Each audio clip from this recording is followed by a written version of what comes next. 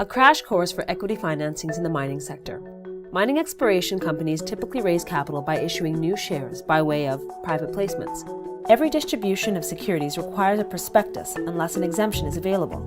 An offering memorandum is one exemption that can be used. A prospectus is a document filed and approved by regulators that outlines in detail the business of a company to investors. Offering memorandums are similar in purpose but do not require the same levels of regulatory approval. Only certain investors are exempt from investing in the securities of a company without a prospectus, and these include accredited investors, institutional investors, employees and associates of the issuing company. There are three types of securities generally sold in a private placement: common shares, flow-through shares, and warrants. Common shares. Common shares are the basic units of a company equity. Common shareholders have a vote in the election of the board of directors and carry the profit or loss risk. Flow-through shares. Flow-through shares offer the holder the same ownership rights as a common share, but also offer tax deductions to the investor holding them.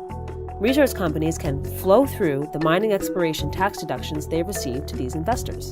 Warrants. A warrant gives the holder the right, but not the obligation, to buy a common share at a certain price until a specified expiry date. Warrants can lower risk and provide additional returns if the share value increases. Units. These securities are arranged and sold in units. Typically, one share is packaged with one warrant, but other combinations exist.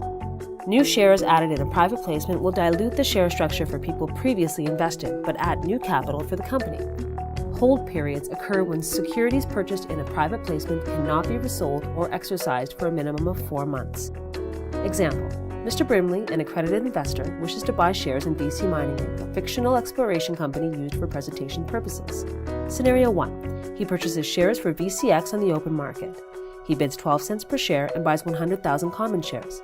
VCX performs well and the share price rises to 18 cents. After 1 year, Mr. Brimley decides to liquidate his position. The advantage of this scenario is there is no holding period, meaning Brimley can sell his shares when he likes. Scenario 2. The following year, Mr. Brimley hears VCX has opened a private placement.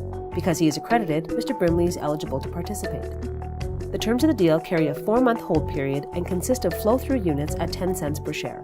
Each flow-through unit consists of 1 common share and 1 warrant, which entitles the holder to purchase 1 common share for 15 cents and expires 2 years from the purchase date. VCX performs well and the share price rises to 18 cents. After 16 months, Mr. Brimley decides to sell his shares and warrants. Advantages of this scenario include the flow-through tax credits, plus the warrants offer additional upside potential. Private placements allow mining companies to raise additional capital and can potentially provide investors with more upside and higher returns than investing in the same company in the public market.